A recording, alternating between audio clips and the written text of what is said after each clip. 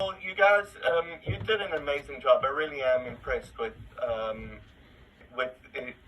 you know, the drive that you guys show, and you know, going through everything and putting it all together. Because these things, you know, there's so much to work out, but it's impressive that. How old are you, Sean? I just turned 17. And Denisha? 16. I mean, I want to tell you something, and I mean it. You guys are the reason that I do what I do. Like, at the end of the day, Beast Philanthropy, I love the work that we do, and I love the people that we get to help.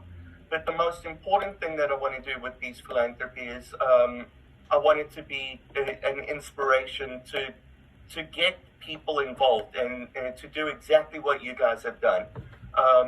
Because if we can start teaching, you know, tens of millions of people how rewarding and fulfilling, you know, helping other people is, you know, then we can actually affect the world in a way that makes a difference. So I've told Jimmy enough times, and he gets sick of me saying it, you know, because Jimmy says I want to make the world a better place before I die, and I'm like, Jimmy, you can't do that on your own. No single person can do that. But the way that you're going to be able to do that is that you will inspire tens of millions of young people to get active and involved themselves and start making a difference. And that's the way that Jimmy, that's the legacy that Jimmy will leave behind, is the work that everybody does because they were inspired by him. So we have some questions prepared. So our media team prepared some questions they'd like to ask you. So they have like a list they'd like to go through. So Anisha or Sean, would you like to start? So I just was wondering if you could give us like just a little bit of your background and what your life was like before Beast Philanthropy, so our viewers who aren't really familiar with you can get to know you. So in 2002, I started working with a friend of mine that had started rescuing animals, and you know, we were working together, and we started building a fairly big animal rescue organization, and that was back in 2002. At the time, I was a real estate developer, and I had a very successful company building real estate. But, you know, along the way, I started realizing that the stuff that I was doing, whereas making money, was not making me happy, even though you know, I was earning a lot of money and living a pretty comfortable life. It wasn't very fulfilling, and it wasn't very rewarding. But the stuff that I found very fulfilling and very rewarding was the work that I was doing with the Animal Rescue Group. And, you know, so along the way I was starting to realize that, you know, being wealthy is sort of an empty promise. It's once you get there, you realize, okay, so you can drive a nicer car or you can live in a nicer house, but that's not really doing anything to fulfill you as a human being.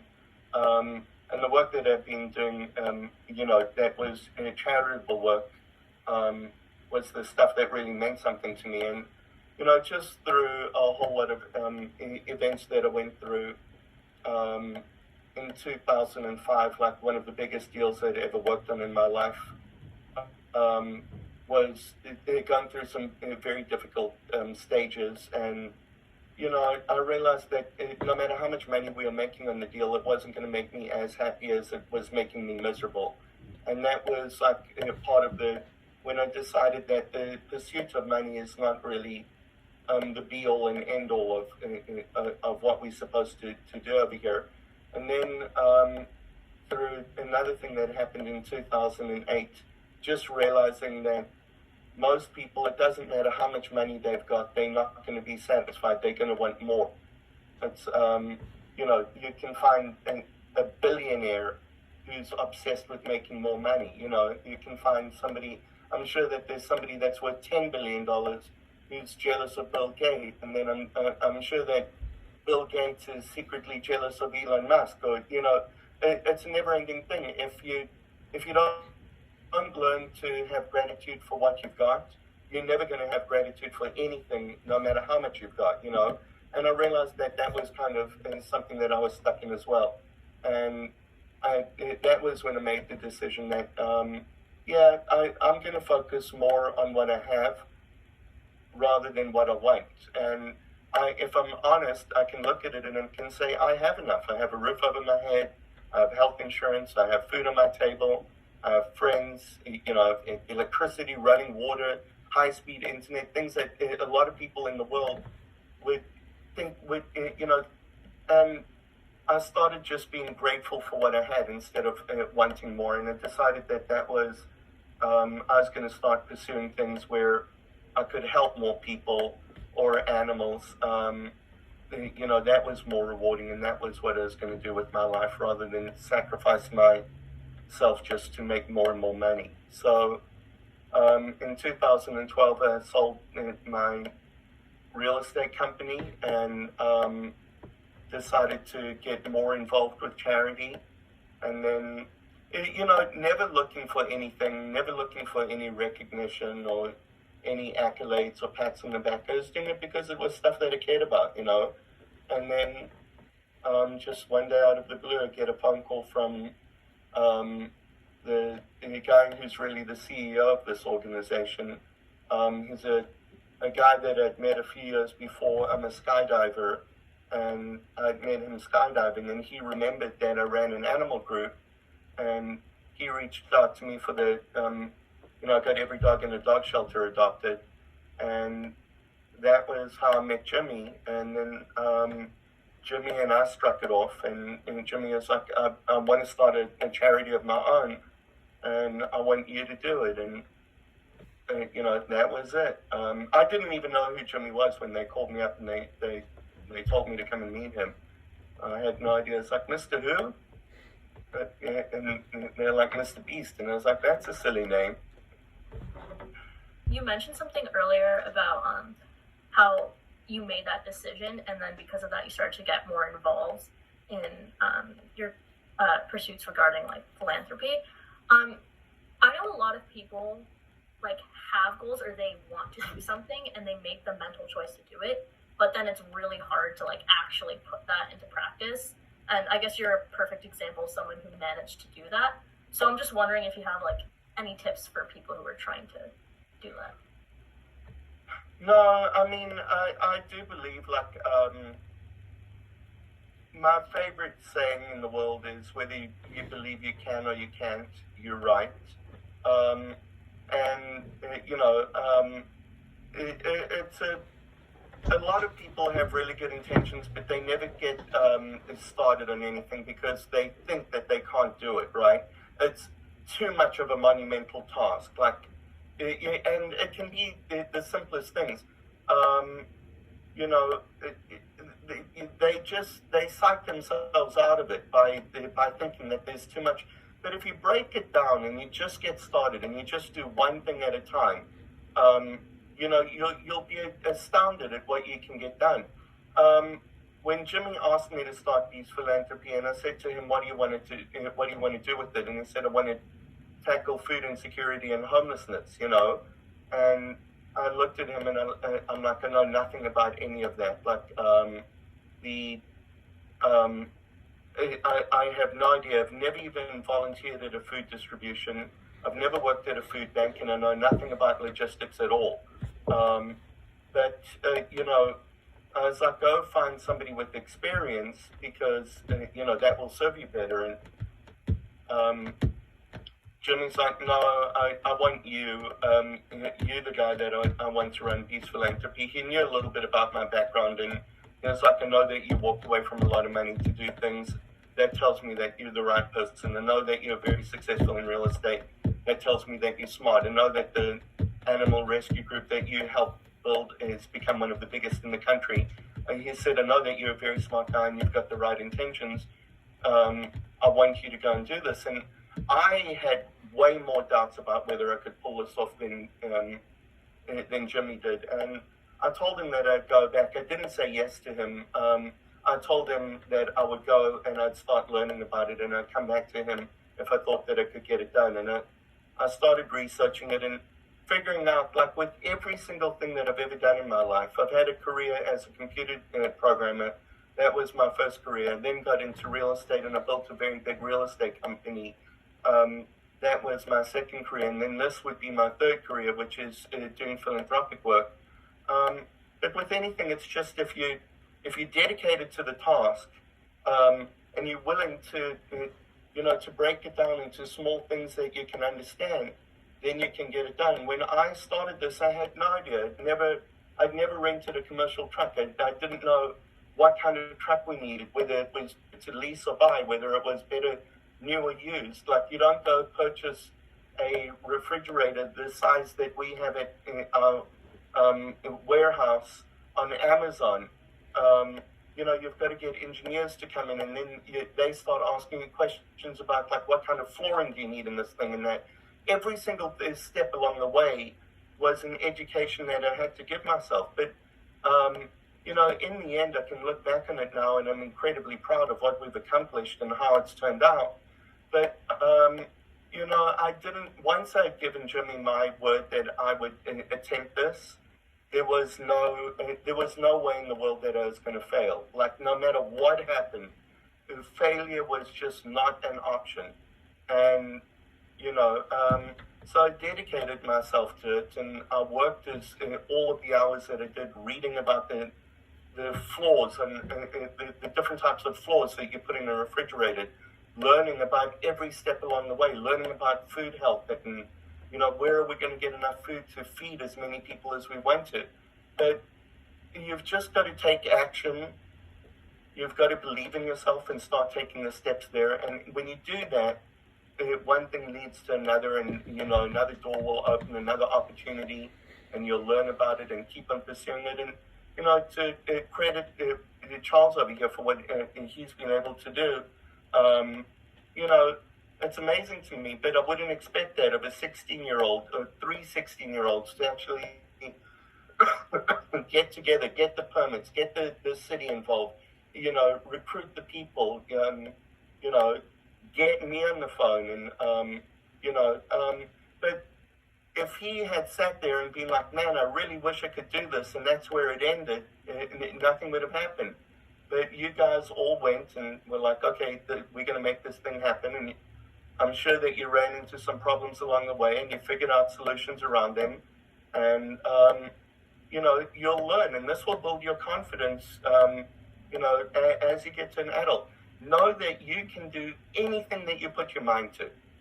You've just got to make the decision to be dedicated to it, and you'll be shocked at what you'll accomplish.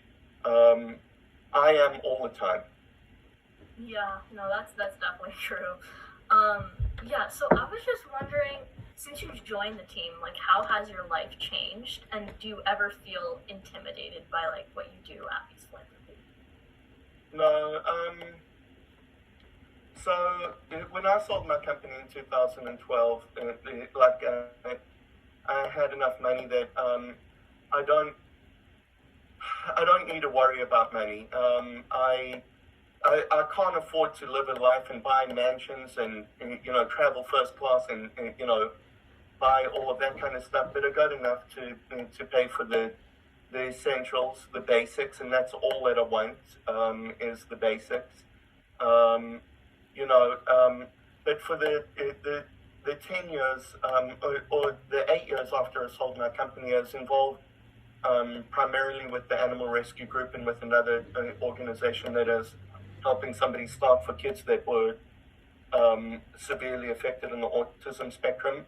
And, I was maybe working 10 hours a week and skydiving every weekend and going out with my friends every night and traveling a lot. And I had an amazing life, kind of the life that most people aspire to have. And then I met Jimmy, and since then, I work relentlessly. I usually work from about 7:15 or 7:30 in the morning till about 11:30 at night. I don't have much of a social life. I don't have a girlfriend. I don't go on vacations. I'm 100% dedicated to what we are doing over here, And I also don't take a salary. Or Jimmy pays me a salary, but I donate it all back to the philanthropy. And it's the hardest, most difficult, most stressful job that I've ever had in my entire life. And I love it, and I couldn't be any more grateful, to Jimmy for letting me do what I do. Yes, it gets intimidating. The stuff that we are doing, I don't know. Every single project that we do now is something I know very little about. Like, we've moved beyond the just food insecurity and homelessness, and we're building wells in Africa. I'm sorry about this. If you'll cut the coughing out of the thing, I've had a cold. But when we went to go build wells in Africa, I don't know the first thing about wells, and are we going to do something that's actually going to be beneficial to the communities, or am I going to screw up in some way, and the well is going to flow for a few months, and then it's there's a lot of dead wells in Africa because they're not maintained properly. Am I going to put it into an area where people are going to take control of the water and not give it to the populations out there? I don't know the political environment. I don't know the business environment. I don't know any of that kind of stuff. But every project that we're doing now is something completely different to anything that I've ever done in my life before.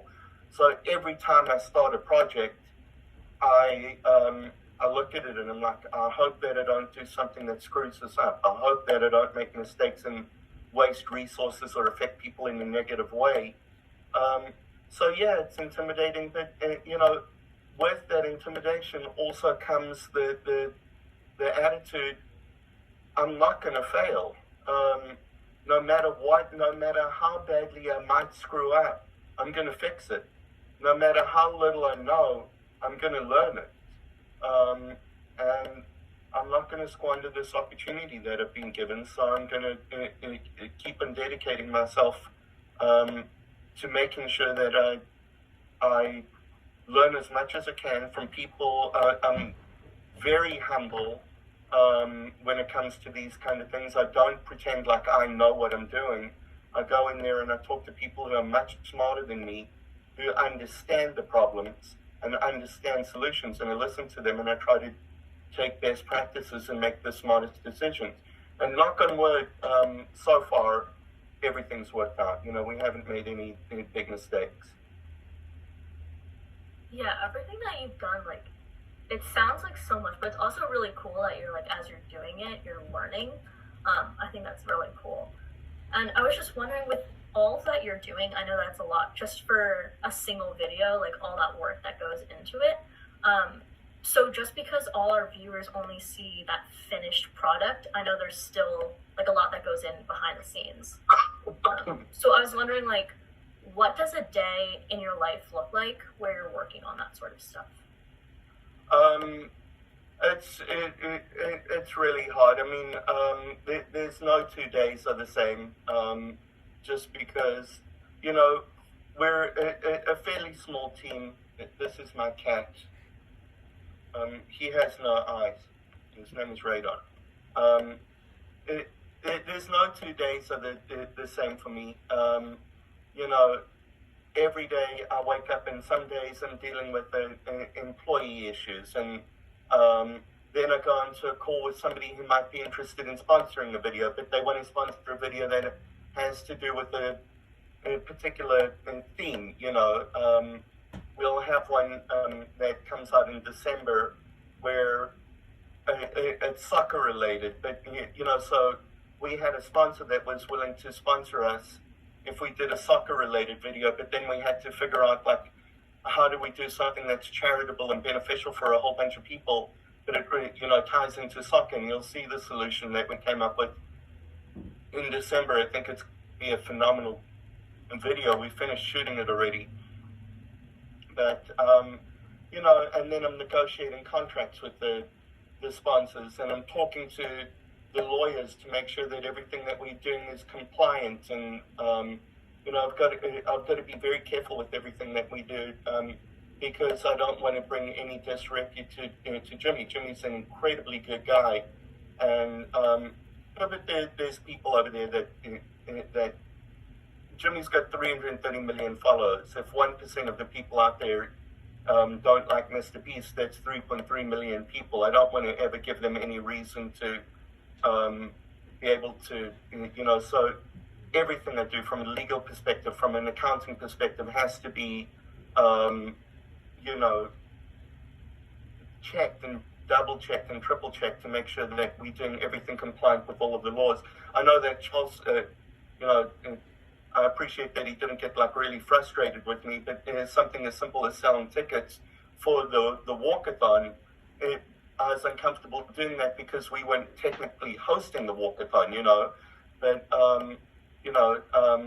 there's every single day there's a million different challenges, and a bunch of phone calls. There's 100 charities reach out to me a day and ask me if we could support them. There's people offering to sponsor the channel. There's all of the questions about producing the videos and doing it. I mean, it could be something as simple as okay, we're going to South Africa and we're going to be filming in South Africa. What permits do I need from the government over there to film in South Africa?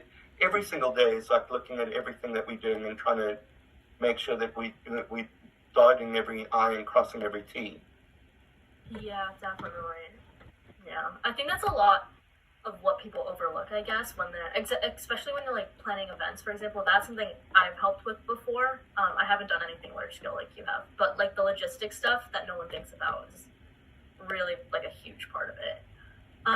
So I guess my next question is, you mentioned something about going to South Africa and projects like that. So I'm just wondering if you could elaborate a little more on what that current project is, if you can, and maybe what you're thinking of doing in the future.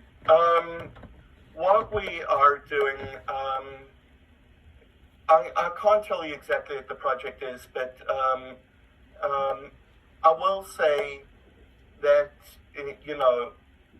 we're trying to do a lot more meaningful content. And when I say meaningful, that's not to trivialize what we're doing over here, but we feed people. We're feeding at this point around 600,000 meals a month. I can say we've got this stuff, but I can't keep on producing the same content because the channel is such an important part of what the philanthropy is. And the reason that the channel is important is because the channel, first of all, it gives a lot of people hope. I get a lot of emails from people that talk about how they're food insecure and they're nowhere near where we do distributions, but just the fact that they watch and they see that there's so many people that care makes them feel better. So there's hope, there's education, there's a lot of things. In the video that I was talking about in the soccer video, we'll be educating the world. It's something that I'm very involved in charity, but it never even occurred to me in third world countries, when kids are born on the street and they grow up as street children, they never have a birth certificate, they never get a bank account, they don't go into schools because they don't exist as far as the government are aware. They're never going to get a passport or a bank account, so they're locked out of the system.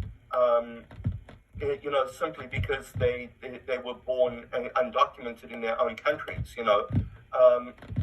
so we focus on that in one of the videos that we'll be releasing in December. So we educate people. By watching the channel, they learn about the issues that face humanity around the world. And then, of course, 100% of the revenue that we generate on the channel goes into the charity. And I mean 100%. We don't even take production costs out. Jimmy pays all of the production costs himself. But the most important thing that we do at the channel is that we try to inspire people, just like you. We want kids to start realizing that they can get active, that they can get involved, and that they can make a difference.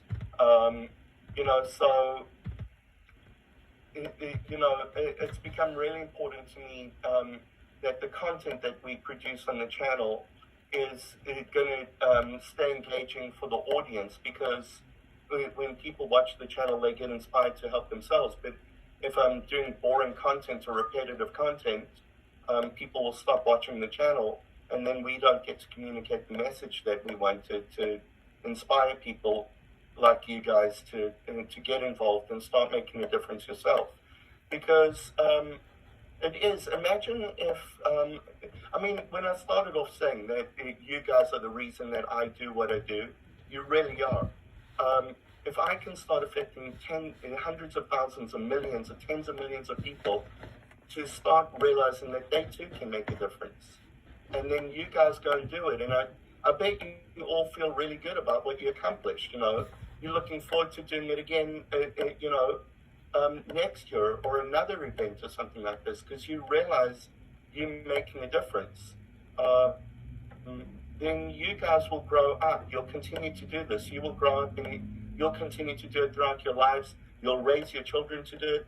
And if we can inspire a change in the way that people think, then that's the most important thing in the world to me. And so, there's a lot of things that we have to contemplate. Obviously, all of the content that we do on the channel, we have to be able to help people that really need help, and do it in a way that makes a sustained difference, a persistent difference in their life. Like, it doesn't help if I go do a video and I'm like, okay, we're going to go to, a very poor region in Pakistan that was just hit by the floods, and, go and feed people for a day in Pakistan and do a massive video there, because the next day they're going to be hungry again. I want to do things that are going to be, have a persistent effect on them, educate them, or, help in a way that it has a long-term effect. Yeah, definitely. And I think something that you mentioned there, like education is like for your viewers, like just so that they learn a little more about that, I think is like a really important step. And I guess it's because we've sort of been drilled into that like in school. But I really do think that's a very, very valuable thing. So I'm sure like as you continue to do all of these things, like you've like had all these different experiences. So I was just wondering, like, what your favorite one, or like the most memorable experience to you as part of Beast Philanthropy was. It's hard to. All of them have been pretty amazing, but the ones that I've been doing in Africa, where we're going into, like the Wales one that we did in Cameroon, when you go there and you meet these kids, and you interact with them, they're amazing and they're so happy and they're so excited to see you, and you realize how hard it is in Cameroon, and you realize that, it's not just these kids 2 or 3 days without drinking water, to the point that they get so thirsty, they go and they drink out of the river, and they know that they're going to get very sick if they drink out of the river. And but after 2 days of not having any water, that's their only option. Going over there and doing things like that, and seeing the gratitude and the appreciation when the water is flowing, and how excited they are, and what a difference you've made in these people's lives. That's the stuff that moves me the most. When it's children,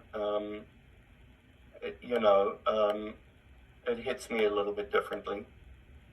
Yeah. And when you've been going all over the place and talking to all sorts of people, what was your favorite interaction, or like the interaction that most stuck out to you, that you had with a fan? Like if they said something that really stuck with you.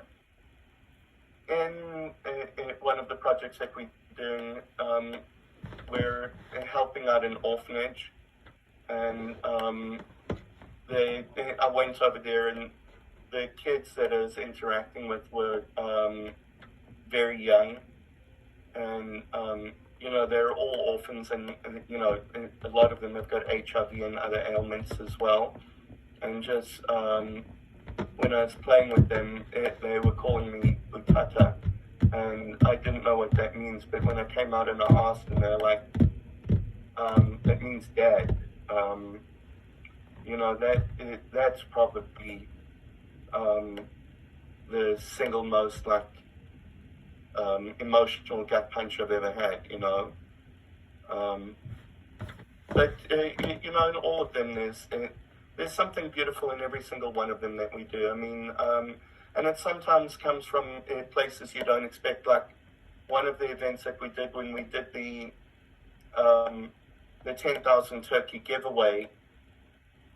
One of the mothers wrote she had brought her son, and he had volunteered over there, and she had relayed something personal that the son had gone through, and how it had affected him. A really traumatic experience, and how that experience it changed the way that this kid was. He had become much more drawn in and reserved and quiet and depressed, and she brought him out to volunteer at the Turkey Day, and she wrote to us a few days later, and she told us what a profound impact Dad had had on him, and how he is smiling and engaging again and everything like that. And that's not we expect to feed people for Thanksgiving, but then you hear a story like that. There's always these little things that come out along the way where you realize that the impact that you're having on people is far greater than just the work that you're doing. Yeah, definitely. Yeah. So I guess my next question was also as you've traveled around and seen all these things, and for example, I know you've seen us do what we do, but I'm sure there's also other organizations and also other people who have done all sorts of different things to raise awareness or fundraising for their community. I'm just wondering, what's the most creative way to fundraise that you've seen? I mean, that's a hard one. One of the best things that I ever saw anybody do was it was an animal shelter, and you could pay them $25, and they'd write the name of your ex in the bottom of a litter box. And I thought that was one of the funniest things that I'd ever seen. But yeah, I don't know. There's not a lot of creativity in the space that comes to mind. I want to do certain things. I told Carl Jacobs if he raises, do you guys know who Carl Jacobs is? Yeah. That if he raises a couple $1 million for me, I'll go get a sleeve done with his stupid little Minecraft flag on it. We want to do a live stream where I want to do something like for every $10,000 we raise, I'll get another piercing in my face. So, by the end of the stream, I'm hoping that I'm just covered in metal. There's fun ways to engage with people. I'm looking for those creative ideas as well that make giving a little bit more fun. We are going to be launching a platform next year. You guys will see it that I don't think that anybody's ever done that gamifies fundraising and donating. And you can win all sorts of prizes for participating in trophies, and you do it in an online environment where you win medals and stuff like that. Creative fun ways to inspire people to give are awesome. But yeah, most people, there's not a lot of innovation, or I haven't seen it. But it's something that I should look for inspiration. But I definitely want to, with Beast Philanthropy, we can do things that most other charities can't do. We can be a little bit more bold. We don't, a lot of other charities are scared to try anything different because, if they fail, it would be, detrimental to them and their reputations. With Beast Philanthropy, Jimmy wants me to be innovative. That was what Jimmy said when I told him I didn't have experience. He's like, I don't want to hire somebody with experience who, who's just going to recreate a solution that doesn't work. I want somebody who's innovative and going to approach it from that direction, So we can do things a little bit different. We can do things a little bit differently, and Jimmy allows me, to take a little bit more risk and try some things and see how they work out. And thankfully, everything has worked. But I think if I did something and it didn't work out great, I'm like, sorry, Jimmy, it just cost you $100,000. You'd be a whole lot less mad than if it didn't try innovative solutions, Yeah, I think that's like a good thing for people to learn from anyway. Like mistakes are just stepping stool for the future, I guess. I always tell people, you can make any mistake once. That's called experience. If you make the same mistake twice, then that's when I'm going to get mad. Like, we learn by making mistakes, as long as we learn by making mistakes. And that's why I'm like, you can make any mistake once. I'm not going to be mad. But if you make the same mistake again, then I'm going to be mad. Yeah, no, that's valid. Yeah. That was like the main questions that I had, but do you have like anything that you want to say to our audience or anything that you want them to take away? I honestly just want everybody to know that they can make a difference too. You don't need to be a Jimmy Donaldson to do it. You can make a difference in so many different ways. You can go and you can volunteer, for a couple of hours at an animal shelter, a soup kitchen, or a food distribution on the weekend. If tens of millions of people are doing that, then we fixing the world. I mean, if you throw your plastics into a recycle bin instead of a trash can, you're making a difference. If you buy a reusable water bottle instead of just using disposable water bottles every day, you're making a big difference.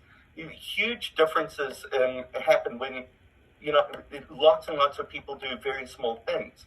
So, the stuff that you do does matter.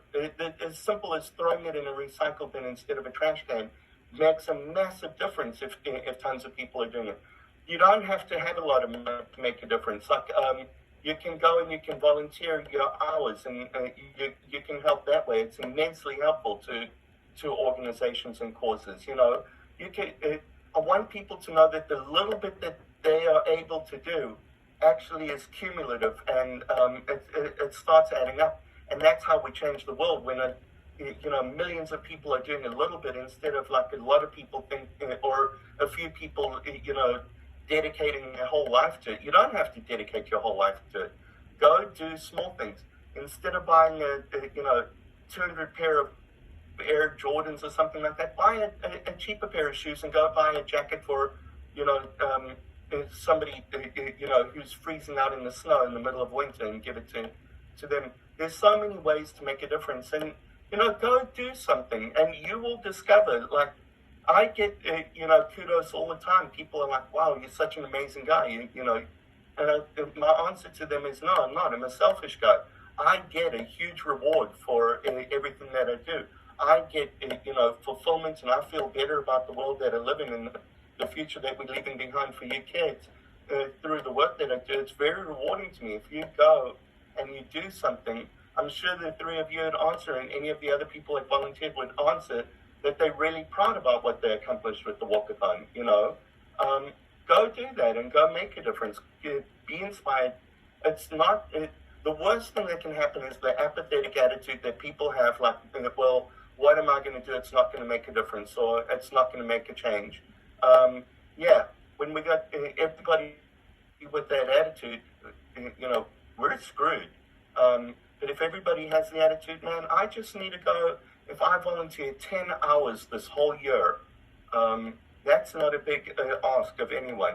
But that's going to make a massive difference if enough people can do it, if their friends get inspired to do it. If you decide you want to go to the animal shelter this weekend and volunteer over there, and you take two of your friends along with you, you're making a difference. And so it's never too little. Unless you're not doing anything, then it's too little. Yeah, I think that's definitely a very valuable lesson to take away. Strength in numbers. Yeah. But thank you so much for coming to talk to us and answering all these questions. We definitely really appreciate it. I don't think I would have ever thought I'd be sitting here talking to you. So, yeah, it's really cool. But, Well, Yeah, thank you so much for your time today. This is really incredible and special to be able to share your lessons with our audience and be able to interact with you and support your. well, I'll tell you, I get, if you ever watch like one of the famous streamers and you see their chats just going, you can't even read them. That's what my mailbox looks like, on some days.